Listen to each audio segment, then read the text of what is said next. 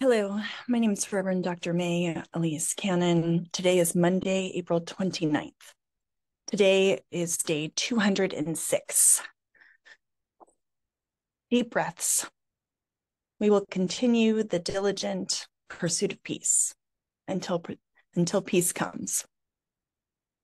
Pilgrimage to Peace tour continues. We left Urbana last night. And then went to Charlotte. So this morning we had events in Charlotte, North Carolina. I'm now joining you from the Black Hills of North Carolina, in Montreat, a gorgeous town.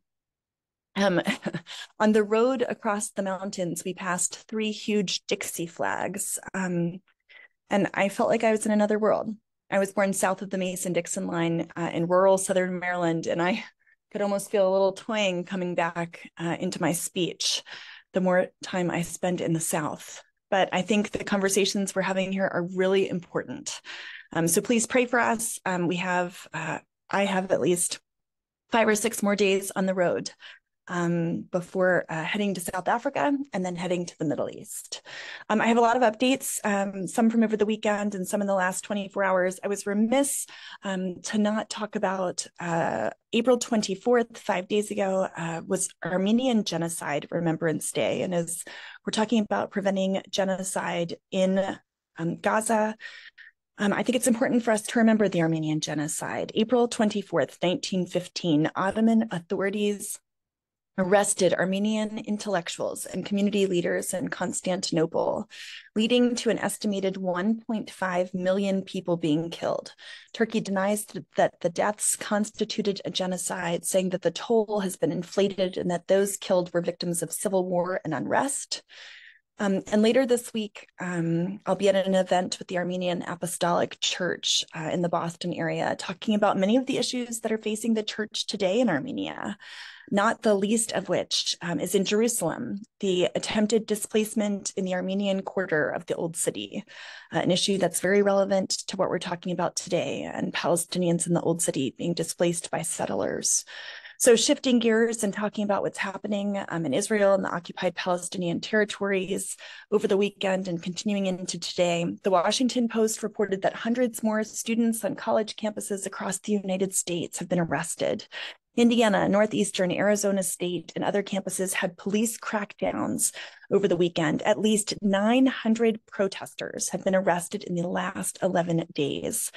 The bigger picture is that protesters are demanding a ceasefire and that their universities cut ties with Israel. Republicans are using the protests to criticize President Biden. And unrest on college campuses also have many groups canceling events, including at the University of Southern California. Their valedictorian is Muslim, and she's being banned from giving her commencement speech. Religious news services reported that the valedictorian Asna Tabassum was banned from speaking out of concern for campus safety after social media posts that she had posted were called anti-Semitic. This is the first time in USC's history that they will not have a valedictorian making a speech at their commencement. USC said that it was responding to threats after a campus group called the Trojans Israel accused Tabassum of espousing anti-Semitism and anti-Zionist rhetoric. One of the things that we're seeing happen is that there is a conflation between anti-Zionism or criticism of the state of Israel and anti-Semitism. And so there's a movement that is saying anything that's anti-Zionist is anti-Semitic. And that's part of the dynamic that's happening here in this case. They cited that her Instagram and bio has a link to a website calling Zionism a racist settler colonial ideology. The USC provost and senior vice president of academic affairs, named Gutzman, said in his statement, "We cannot ignore the fact that similar risks have led to harassment and even violence at other campuses." Now, Donald Miller, who's a Firestone professor of religion and a co-founder of USC's Center for Religion and Civic Culture, had sent an email to the president of USC, and he said this: free speech sometimes requires risks. USC could have set an example for the nation by not censoring this valedictorian speech and their right to free speech. Now you have created a situation that invites protests, sends a horrible message to the Muslim community, and tarnished the reputation of the university. Furthermore, you have raised deep suspicions about the role of the Israeli lobby and Jewish members of the Board of Trustees in making this decision. So that's just a snapshot of some of the dialogue and disputes and major issues that are happening at college campuses across the country. In terms of hostage and ceasefire negotiations, cautiously optimistic is the word of the day.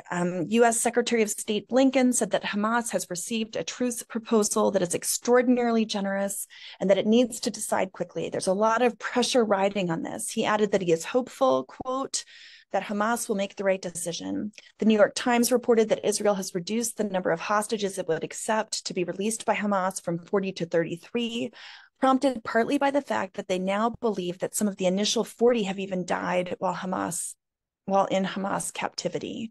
UK Foreign Minister Cameron said that there's a 40-day ceasefire in Gaza on the table in exchange for hostages and the release of potentially thousands of Palestinian prisoners.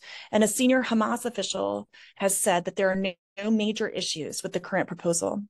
A Hamas official denied the report and said that the proposal is still being studied. Egypt's Foreign Minister Shokri said that Cairo is hopeful, but that they're waiting for the response from both Israel and Hamas. And Blinken has said that the best way to ease the humanitarian catastrophe in Gaza is to reach a ceasefire deal by releasing hostages held by Hamas. In the meantime, he said it is critical to improve the aid conditions now. Between U.S. and Israel, Secretary of State Blinken has arrived in Saudi Arabia to meet with counterparts and with Qatar, Egypt, Saudi Arabia, the UAE, and Jordan in order to discuss the governance of post-war Gaza. Blinken will continue on to Jordan and Israel after being in Saudi Arabia. A political source in Israel said that there's a fear that international arrest warrants will be issued against senior Israeli officials on suspicion of committing war crimes in Gaza, and that they will probably materialize as early as next week. They will be issued by Karim Khan, the prosecutor of the International Criminal Court at The Hague, and the orders are believed to be issued against Prime Minister Netanyahu, Defense Minister Gallant, and the Chief of Staff Halevi. The White House, President Biden spoke with Netanyahu yesterday on Sunday, and Biden reiterated his clear position on a Rafah operation. I'm not actually certain what that is. I'm assuming that the White House is opposed to it in some way, shape, or form, but I don't know how clear that has been articulated.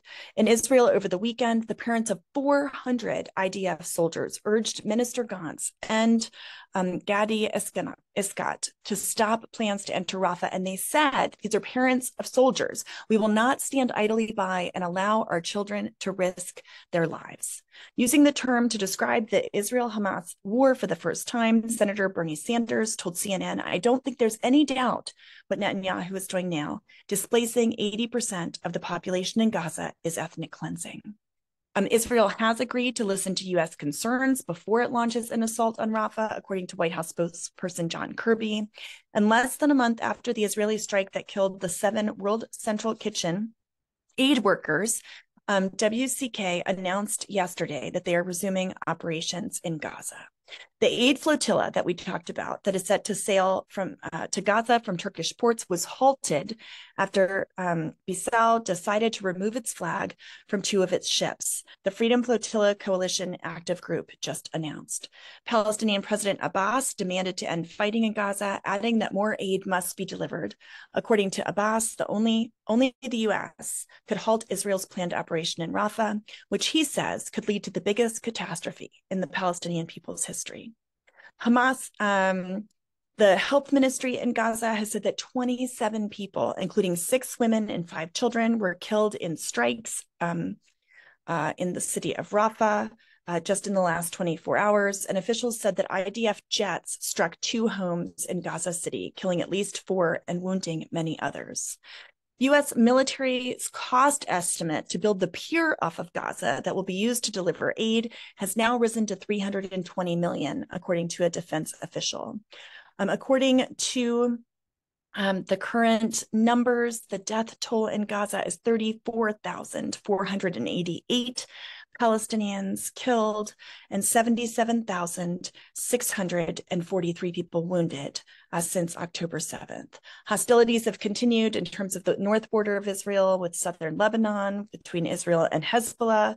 French Foreign Minister Séjourné arrived in Lebanon on Sunday as a part of a diplomatic attempt to broker de-escalation.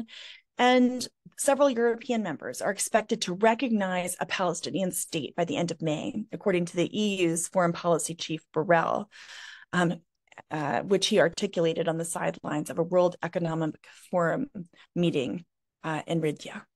So that is the update for the day. Do please pray for peace, pray for students on college campuses, pray for all of those in Gaza, pray that these ceasefire deals would come to fruition. If they do not, the big concern, of course, is the attack, the full ground invasion in South Gaza. And so we want to work diligently against that and further escalation. So let's continue to work together toward peace.